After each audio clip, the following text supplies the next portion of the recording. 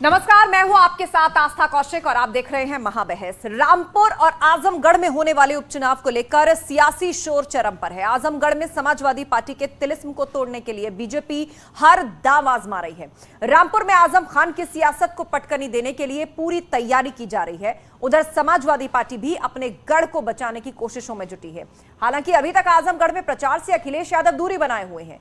इस बीच निरहुआ को जिताने के लिए मुख्यमंत्री योगी आदित्यनाथ जब आजमगढ़ के सियासी रण में उतरे तो एसपी और बीएसपी दोनों पर जबानी हमला किया। सीएम योगी ने कहा कि पहले आजमगढ़ की पहचान आतंक के गढ़ के रूप में बना दी गई थी, लेकिन इस बार जनता के पास आजमगढ़ को आर्यमगढ़ बनाने का मौका है। उन्होंने कहा अगर बीजेपी के सांसद यहां से जीतते हैं तो डबल इंजन की सरकार में आजमगढ़ को विकास का आर्यमगढ़ बनाएंगे। इतना ही नहीं, सीएम ने एसपी और बीएसपी को प्रदेश के विकास के लिए राहु केतु बताया और जनता से उनसे दूर रहने की अपील की। हालांकि इस पर एसपी का यह कहना है कि सीएम योगी की बातों का उपचुनाव पर कोई असर नहीं होगा। लेकिन इस बीच उपचुनाव पर चाचा शिवपाल की जो प्रतिक्रिया सामने आई वो समाजवादी पार्टी की सेहत के लिए अच्छी नहीं कही जा सकती। आज इसी मुद्दे पर हम महाबहस करेंगे, लेकिन उससे पहले आप ये रिपोर्ट देखिए।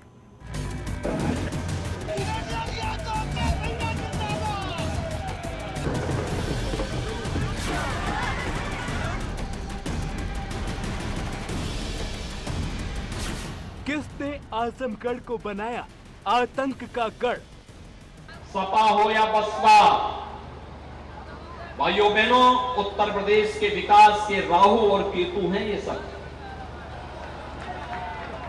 ये ग्रह है, क्रूर ग्रह हैं ये विकास के। इनसे आप जितनी दूरी बनाएंगे विकास उतने नजदीक आएगा।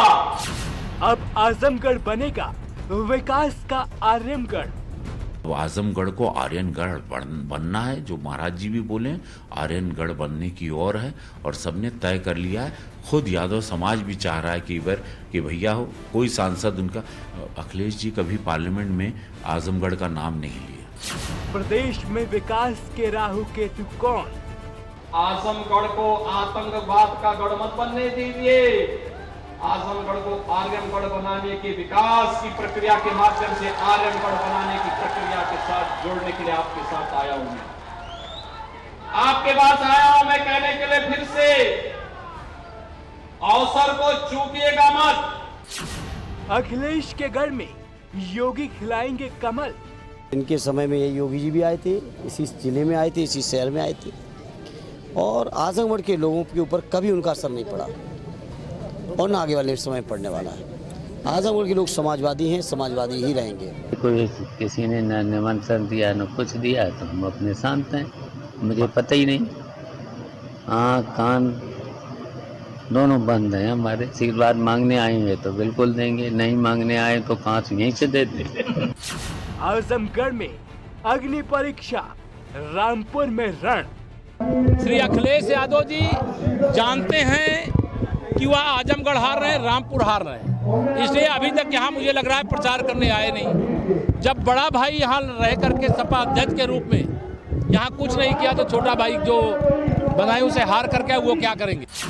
उपचुनाव पर जारी सियासी घमासान।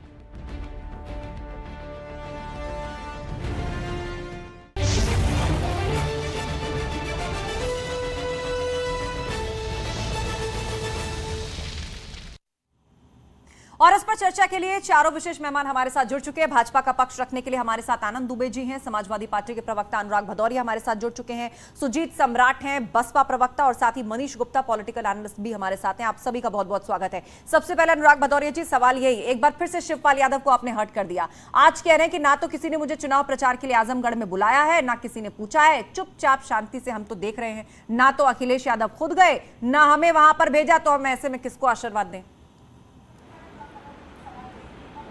अब देखिए, उत्तर प्रदेश के डिप्टी सीएम की भाषा देखिए।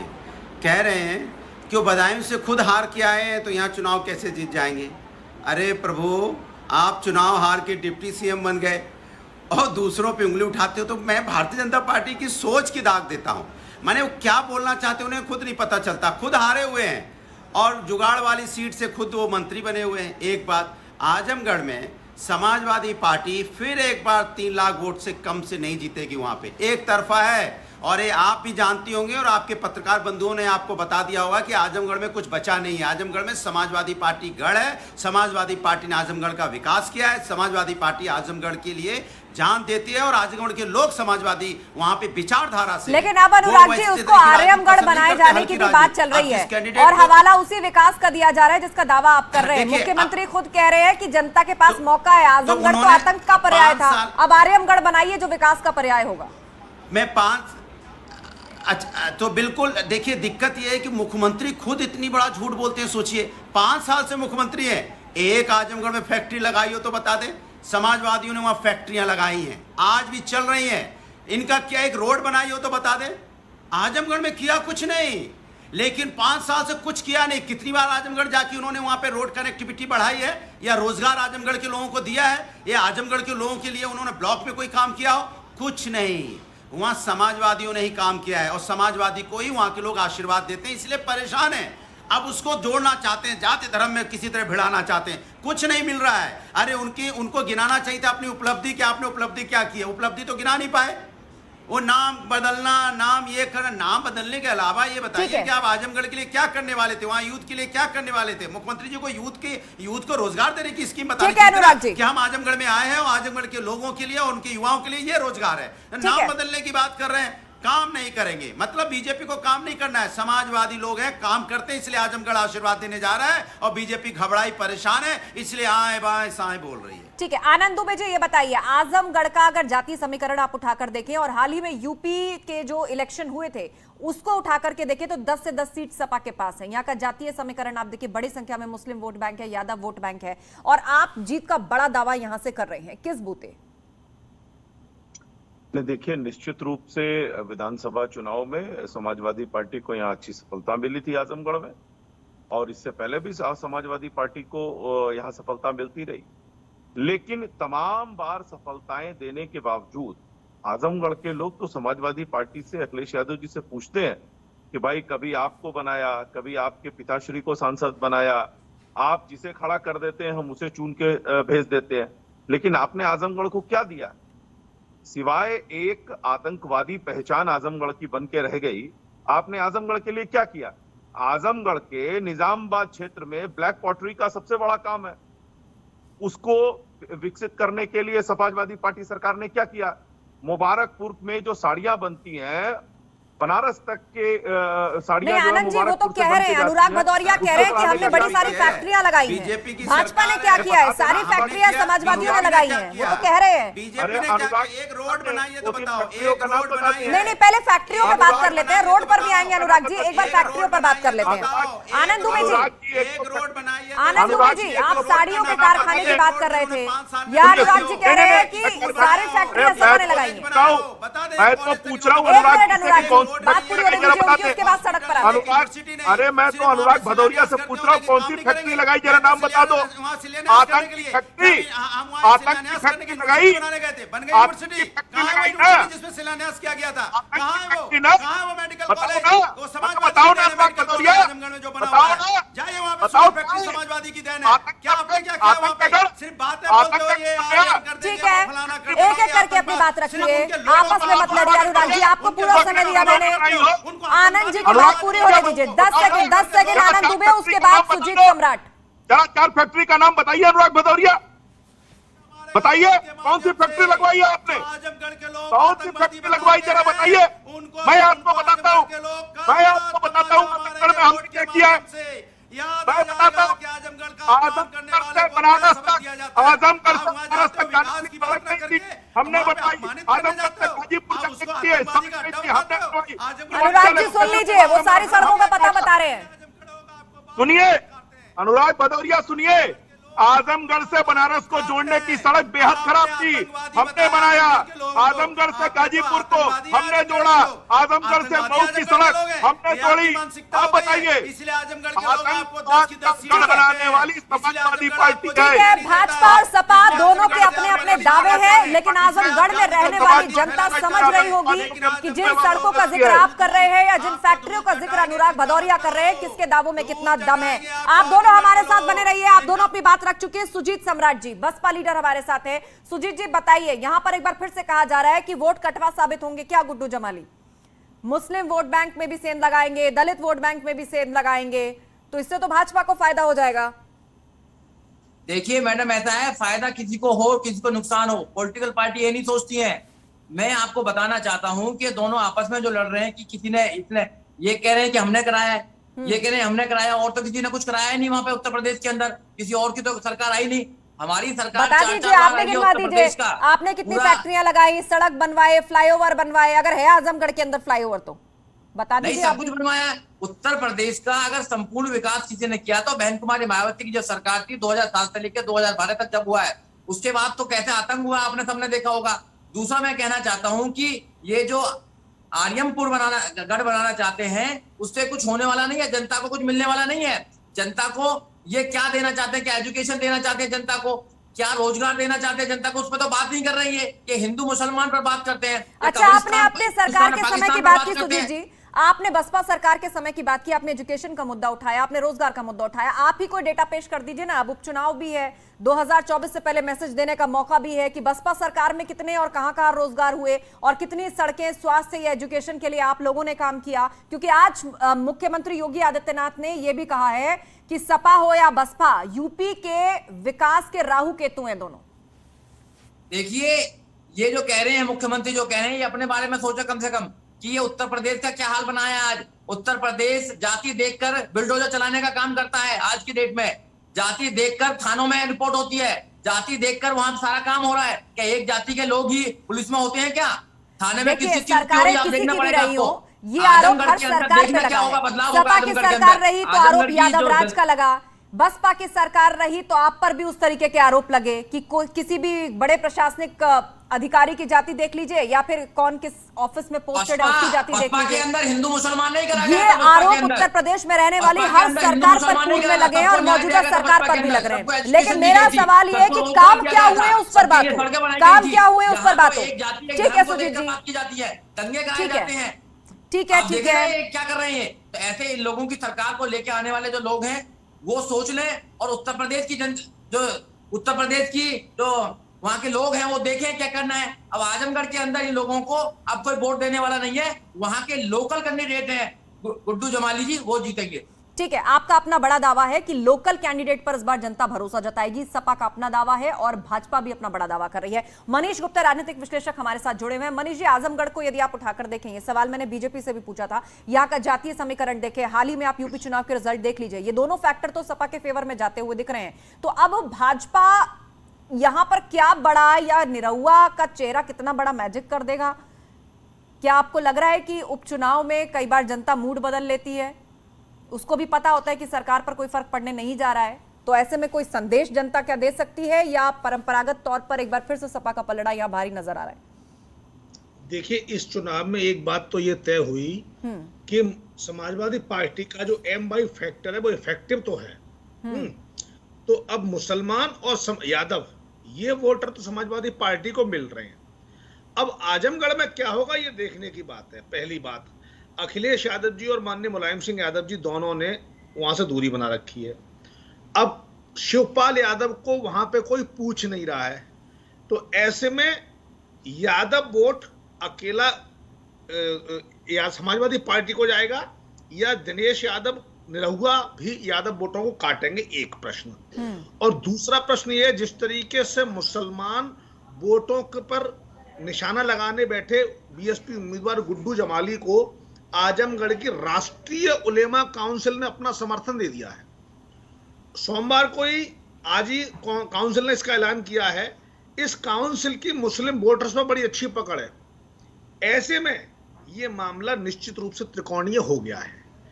अब एक तरफ तो कांग्रेस की तरफ से, भाजपा की तरफ से तमाम सारे उत्तर प्रदेश के मंत्री, केशव मौर्य से लेकर असीम अरुण से लेकर विकास गुप्ता से लेकर राकेश सचान, ये सारे के सारे नेता वहां पर कैंप करके बैठे हैं, लगातार जगह जगह वोट मांग रहे हैं। समाजवादी पार्टी या तो कॉन्फिडेंट ज्यादा है या लापरवाही में है। ठीक है, यही सवाल मैं अनुराग भदौरिया से पूछ लेती हूँ, क्योंकि दर्द शिवपाल यादव का जब छलका तो उन्होंने यही कहा अनुराग जी कि अखिलेश यादव ना तो खुद प्रचार के लिए वहां पर पहुंचे और ना हमें भेजा है। तो ऐसे में आजमगढ़ को लेकर जो पॉइंट या मनीष गुप्ता उठा रहे थे, या तो आप ज्यादा कॉन्फिडेंट है या फिर आप स्थिति को आंक नहीं पा रहे, क्योंकि जानकार मान रहे हैं कि जो ये मुकाबला है ये त्रिकोणीय है, बसपा को भी कम करके आंकना सही नहीं होगा।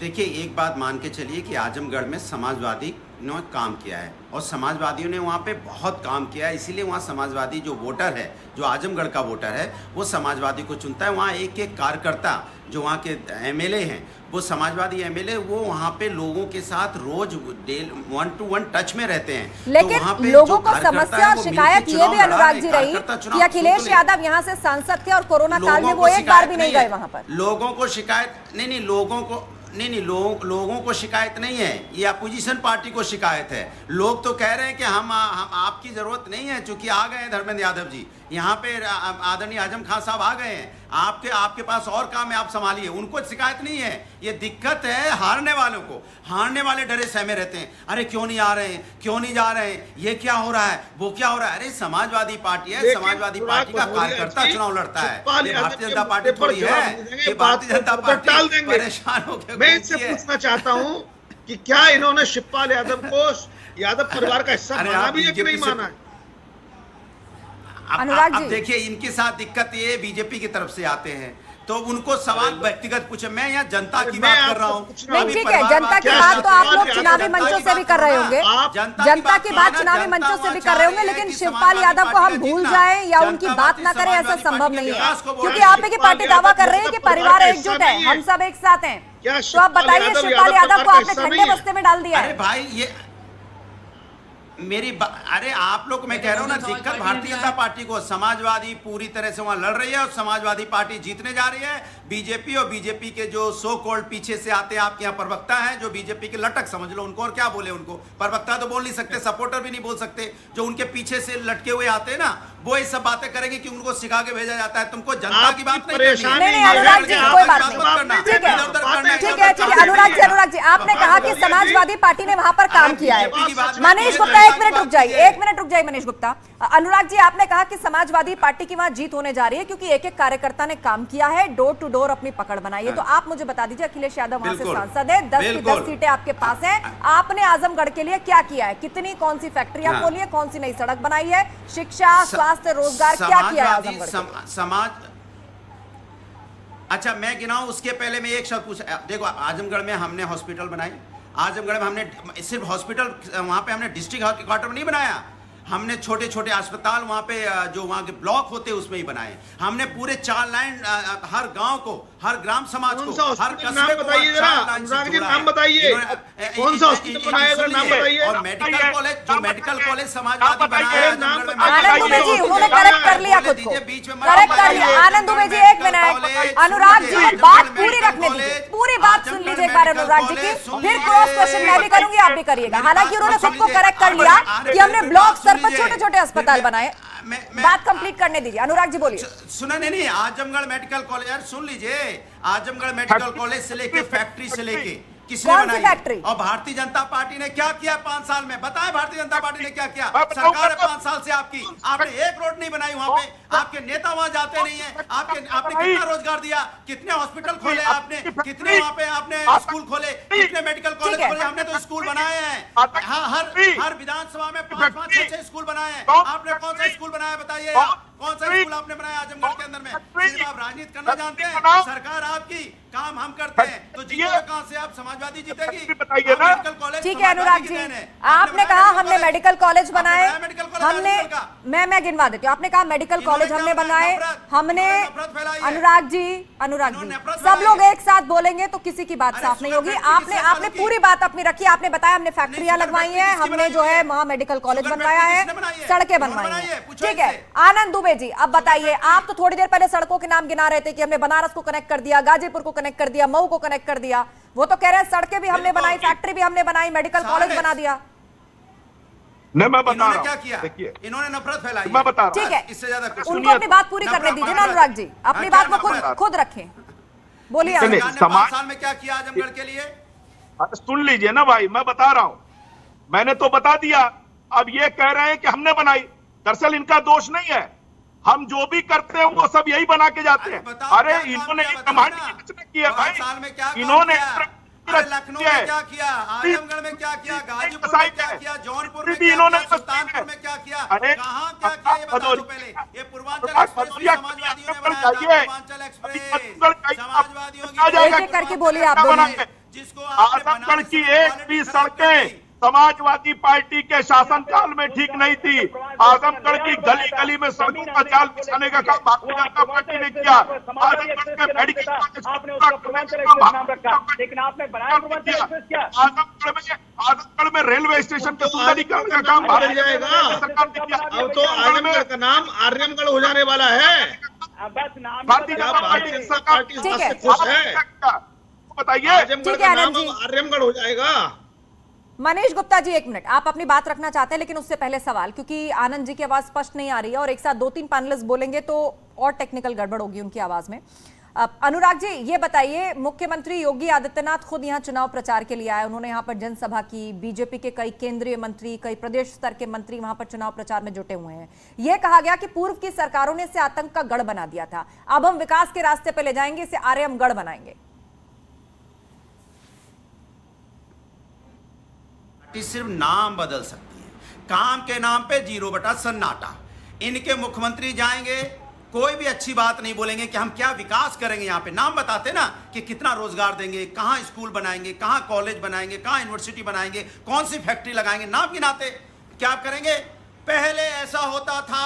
अरे भाई, आप आजमगढ़ के लोगों को गाली दे रहे हो, आजमगढ़ के लोगों को आतंकवादी बता रहे हो, आजमगढ़ के लोगों का अपमान, उत्तर प्रदेश के लोगों का अपमान कर रहे हो आप। उत्तर प्रदेश के लोगों में बोलते हैं यहाँ पे आतंकवादी पैदा होते थे, ये उत्तर प्रदेश का अपमान कर रहे हैं कि नहीं कर रहे? बताइए आप, उत्तर प्रदेश का इतना बड़ा अपमान, आजमगढ़ के लोगों का इतना बड़ा अपमान कि आजमगढ़ के हर व्यक्ति को आप बता दोगे कि आजमगढ़ में यहाँ पे आतंकवादी रहते थे। ये हमेशा करते रहे हैं, लेकिन नहीं, अपमान का जवाब करारा मिलेगा वोट के माध्यम से। 23 तारीख को जो अपमान आपने किया आजमगढ़ को आतंकवादी बोला, बिल्कुल जनता जवाब देगी। वो आप दोनों के दावे सुन रही है और जमीन पर परख भी रही होगी। जनता आप सबके दावे सुन रही है और जमीन पर परख भी रही होगी। मनीष गुप्ता, आप कुछ कहना चाह रहे थे, मैंने आपको रोका था, 20 सेकंड। मैं ये कह रहा हूं, सबसे पहली बात तो ये है, जिस तरीके से योगी आदित्यनाथ जी ने घोषणा की है कि अब इसका नाम आजमगढ़ से आर्यमगढ़ होगा, तो ये सबसे पहली बात तो नाम चेंज करने की सीरीज में ये भी एक नया नाम है। दूसरी बात मैं ये कहना चाह रहा था बहुत शांति से कि अनुराग भदौरिया जी से आप कोई भी प्रश्न पूछेंगे, वो उसका जवाब ना दे के कुछ नई चीज निकाल के लाएंगे और उस पर कहानी शुरू कर देंगे। हमने इनसे पूछा था कि शिवपाल यादव चाचा हैं कि नहीं है, क्या उनका कोई राजनीतिक वजूद है कि नहीं है, क्या वो स्टार प्रचारक हैं या नहीं है, क्या वो चुनाव करने के लिए भेजे जा रहे हैं कि नहीं भेजे जा रहे हैं। अगर अखिलेश यादव स्वयं नहीं जा रहे तो अखिलेश यादव इसकी चिंता आपको क्यों है? ये सवाल तो हमने भी 2 बार पूछा, लेकिन शिवपाल यादव पर कुछ बोलने को तैयार नहीं है समाजवादी पार्टी। ये सवाल तो मैंने भी 2 बार पूछा अनुराग भदौरिया जी। कमजोर करने के लिए चाचा को कहाँ भूल गए? चाचा को कहाँ भूल गए? वो कह रहे हैं मैं मौन होकर सब कुछ देख रहा हूँ, आशीर्वाद किसको दूं, मुझे तो भेजा ही नहीं गया वहां पर चुनाव में। अच्छा, कमाल की बात देखिए, भारतीय जनता पार्टी जनता की चिंता नहीं कर रही है। जनता परेशान है, 4 साल की नौकरी देने जा रही है, 4 साल की नौकरी, उस पे ये नहीं बोल पा रहे हैं। गुप्ता जी, कौन गुप्ता है पता नहीं, ये उस पे नहीं बोल पा रहे हैं, इनकी हलक अनुराग जी, अरे बोलो, 4 साल चुनाव पर बोलिए। शिवपाल यादव पर सवाल पूछा गया, उस पर जवाब दीजिए। लोगों के घरों में घुसने की आदत है, जनता की समस्या का समाधान नहीं करोगे। आपको सत्ता में दिया गया जनता के लिए ना, घर तो जो है वो जनता की सेवा में है ना, रोटी बनती है, किसके घर में नहीं घर बनती से है, तो जनता के सेवक है ना, क्या इनका? अरे सवाल सब पे पूछा जाएगा। जनता का रोजगार कैसे करोगे, जनता का सम्मान कैसे होगा, ठीक कैसे है, मेडिकल कॉलेज होंगे, कैसे हॉस्पिटल बनेंगे, कैसे वहां पे इसको कॉलेज स्कूल बनेंगे, कैसे 4 साल की नौकरी आप देके जो अपमान कर रहे हो, जो उनका जो ठीक है अनुराग भदौरिया जी, आप नहीं बोलेंगे शिवपाल यादव पर, 5-5 साल तैयारी करते हैं उनको आप नहीं बोलेंगे शिवपाल यादव पर, आप नहीं जवाब देंगे अखिलेश यादव पर कि वो चुनाव प्रचार के लिए वहां पर क्यों नहीं गए। भर्ती और भरी जवानी में रिटायरमेंट। ठीक है, सुजीत सम्राट, अनुराग जी बात पूरी रख दी आपने, अपनी बात पूरी रख दी। सुजीत सम्राट बताइए, आप लोगों को सपा और बसपा दोनों को विकास का राहु केतु कहा गया, समाजवादी पार्टी के कार्यकाल को आतंक से जोड़ा गया कि आजमगढ़ में एक आतंकी फैक्ट्री बन गई थी, या आतंकियों के खिलाफ या उनके ऊपर जो सॉफ्ट स्टैंड रहा सपा का, उसको बार बार निशाने पे लिया जाता है। आपको भी कहा जाता है कि विकास के मामले में प्रदेश को पीछे धकेलने का काम बसपा ने किया है। मैडम मुझे 30 सेकंड देना जी, क्योंकि मेरी बात पूरी नहीं होती है। ये दोनों की नूला कुश्ती आप करा रहे हैं, ये ऐसे ही तो फील्ड में करते थे, यहाँ पे कर रहे हैं। जनता जानती है इन दोनों के बारे में, और ये दोनों मिले हुए हैं क्योंकि इन दोनों को, सपा को और बीजेपी को, एक दूसरे की राजनीति शूट करती है, हिंदू मुसलमान की, क्योंकि मुसलमानों की राजनीति सपा को शूट करती है, हिंदू की राजनीति इनको शूट करती है, बीजेपी वालों को। इनको जनता के मुद्दों से कुछ लेना देना नहीं है। जनता के मुद्दे हैं रोजगार का, जनता का मुद्दा है एजुकेशन का, जनता का मुद्दा है लॉ एंड ऑर्डर का। उनकी कोई बात नहीं करेगा यहाँ पे, हिंदू मुसलमान की बात करेगा, नाम परिवर्तन की बात करेगा। पहले ही अगर हिंदुस्तान बनाना चाहते हैं देश को बीजेपी वाले, तो मैं आपको बताना चाहता हूँ, तो पहले तो अपनी पार्टी का नाम चेंज करें। भारतीय जनता पार्टी है तो उसको हिंदू जनता पार्टी बनाए पहले, अगर नाम चेंज करने वाली बात है। और रहा बहन कुमारी मायावती का जब शासन था तो लॉ एंड ऑर्डर कितना अच्छा था उत्तर प्रदेश के अंदर, आज लॉ एंड ऑर्डर है क्या? एक जाति को देखकर, जनता ने हमें लॉ एंड ऑर्डर के नाम पर वोट दिया है, खासतौर पर महिलाओं ने लॉ एंड ऑर्डर के नाम पर वोट दिया है।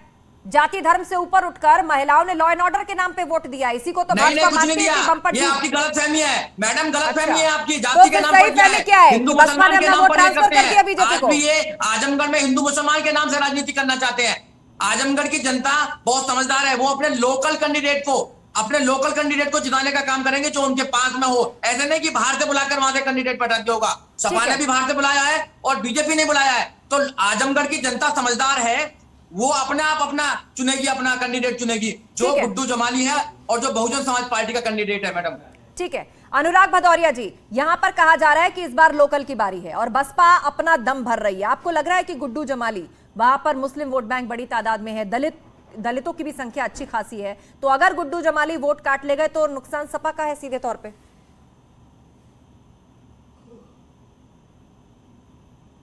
चलिए अनुराग जी के पास हम जाएंगे, उनका फोन फिलहाल डिस्कनेक्ट हो गया, लेकिन इस बीच सुजीत सम्राट बात पूरी कीजिए, दिखाएंगे हम देखने का। ठीक है, यही सवाल मनीष गुप्ता आपसे कि अगर गुड्डू जमाली वोट काट लेते हैं, दलित वोटर ले जाते हैं, मुस्लिम वोट बैंक थोड़ा बहुत उनके साथ चला जाता है, तो ये सीधे तौर पर सपा का नुकसान? दे दूं, देखिए सवाल है, चलो मैं जवाब दे दूं। ठीक है, जवाब दे दूं, जवाब जी बोलिए अनुराग जी, बोलिए जवाब दे दो, जवाब बोलिए। अरे सवाल ले लीजिए जी, सवाल क्या है, सवाल क्या है, बोलिए जल्दी बोलिए। सवाल ये है कि बसपा कह रही है इस बार लोकल कैंडिडेट की बारी है, सपा को भी आजमा लिया, भाजपा को भी आजमा लिया, गुड्डू जमाली जीतेंगे, और आपको लग रहा है कि गुड्डू जमाली अगर मुस्लिम वोट बैंक काट ले गए, दलितों का साथ मिल गया, तो सपा के लिए यहाँ मुश्किल खड़ी कर सकते हैं, आपको लग रहा है? ये बात देखिए, ये बात अगर मुझसे जब डिबेट खत्म हो जाए तो अपने जो वहाँ चैनल वाले जो गए होंगे रिपोर्टर, उनसे पूछ लोगे, वो बता देंगे कौन जीत रहा है। समाजवादी जीत रही हो, आपको आस्थे से बता देंगे, और ये भी बताएंगे, बताना नहीं किसी को, जीत समाजवादी रही है। अगर किसी को बता देंगे तो हम लोग बेचारे नौकरी कर रहे हैं, इसलिए वो उनसे अकेले में पूछ लीजिएगा, वो बता देंगे कि समाजवादी वहाँ पूरी बहुमत से जीत रही है, कहीं कोई नहीं है। कहते हैं कोई नहीं है टक्कर में, क्यों पड़े हो चक्कर में, वहाँ कोई टक्कर में ही नहीं है। वो कह रहे हैं हम हैं, वो 2-4 वहाँ मंत्री घूम रहे हैं लिए, उनके पीछे कोई है ही नहीं, मीटिंग करते हैं 200 लोग नहीं आते हैं, और 200 लोग के सामने क्या क्या बोलते हैं सुना आपने? एक मंत्री कह रहे थे तुम वोट नहीं भी दोगे तो भी हम जीत जाएंगे, वोट नहीं दोगे, देखो 2017 में वोट नहीं, हमने बोला था वोट नहीं दोगे तो भी जीत जाएंगे। वो बेचारा जनता का ही अपमान करेंगे, तुम नहीं दो तो भी हम जीत जाएंगे। तो जनता जानती है, क्योंकि उनकी भीड़ आती नहीं है, कोई कहीं भीड़ नहीं है, कुछ नहीं है, खाली वहाँ पे होटल भरे हुए हैं, सारी लाल अपनी गाड़ियां लेके घूम रहे हैं। लेकिन जनता ने कहा भैया जाओ, बहुत देश को दुख दिया है, 4 साल की नौकरी दे रहे हो। आजमगढ़ के लोग गांव-गांव में क्या कह रहे हैं कि मैं अपनी खेती बेच के, गिरवी रख के बच्चे को इलाहाबाद पढ़ाता हूं, उसके बाद आप उसको 4 साल की नौकरी दे रहे हो, और बाद में यहाँ पे नौकरी मिलेगी, 4 साल बाद फिर बेरोजगार होकर मेरा बेटा मेरे सामने आ जाएगा, तो क्या मेरा बेटा पूरी जिंदगी में बेरोजगार रहेगा? आनंद दुबे जी, यहाँ पर नौजवानों का भी मुद्दा उठाया जा रहा है, और हाल ही में देश में इसको लेकर कई तरह की राय भी चल रही है, और उसी दौरान वोटिंग भी होनी है। आपको लग रहा है कि इस मुद्दे का असर नौजवान के जहन पर होगा और वोट से पहले ये मुद्दा उसको इन्फ्लुएंस कर सकता है? देखिए, जिन नौजवानों को वोट देना है और जिन नौजवानों को सेना में नौकरी करनी है, वो भली भांति जानते हैं कि सरकार की ये जो योजना है, ये जो स्कीम है, वो देश के लिए, उनके लिए हित में है। लेकिन जो लोग सेना का निरंतर अपमान करते रहे हैं, सर्जिकल स्ट्राइक, एयर स्ट्राइक के सबूत मांगते रहे हैं, और जिनका काम सरकार में रहते हुए अटकाना, लटकाना और भटकाना था, और अब विपक्ष में जाने के बाद बहलाना, फुसलाना, भड़काना और आग लगाना है, तो वो लोग इसी तरह की बातें करेंगे बैठ के, और मुझे एक बात बड़ी अच्छी लगती है, परेशानी दिखाई दे रही है, सरकार फेल, वादे फेल, जनता हटा रही है। जनता ने तय कर लिया है विदाई, अब परेशान क्यों? जनता की समस्या का समाधान नहीं गिना पा रहे हो। आजमगढ़ का नाम बदलने गए हो, लेकिन आजमगढ़ का विकास करने नहीं गए हो। और जनता ये का बोल देते भैया यही आजमगढ़ का नाम बदलने यही विकास बात से में अखबार भदौरिया जो है वो चुनाव से पहले भी कहा करते थे कि हम जीत रहे हैं, अखिलेश यादव ने भी छोड़ दिया। 2014 से लेकर 2022 जनता कहां से पूछेगी? जनता पूछेगी कब? एक करके बोलिए। अनुराग जी, आनंद जी की बात तो पूरी होने दीजिए। आनंद जी की बात तो पूरी होने दीजिए। बात क्या उस दिन जाइए, ध्यान में लगाइए, साधना करिए, चिंतन करिए, कुछ नहीं है। आजमगढ़ में सारा पूरा आजमगढ़, पूरा पूर्वांचल समाजवादी के विकास से अभी भी इसीलिए बैठाया है कि आप बम बोल रहा है पूरा पूर्वांचल, क्योंकि बीजेपी ने सिर्फ धोखा दिया है वहां के लोगों को। सिर्फ वोट लेने के नाम पे धोखा देते हो, सपने दिखाते हो। चलिए ठीक है, कौन धोखा दे रहा है, कौन सपने दिखा रहा है, कौन विकास कर रहा है, इस सब का फैसला जनता को करना है। 23 तारीख को वोटिंग है, रामपुर और आजमगढ़ में उपचुनाव होने जा रहे हैं। ऐसे में तमाम सियासी पार्टियों के अपने बड़े दावे हैं। आप सभी मेहमानों का शुक्रिया इस चर्चा में शामिल होने के लिए।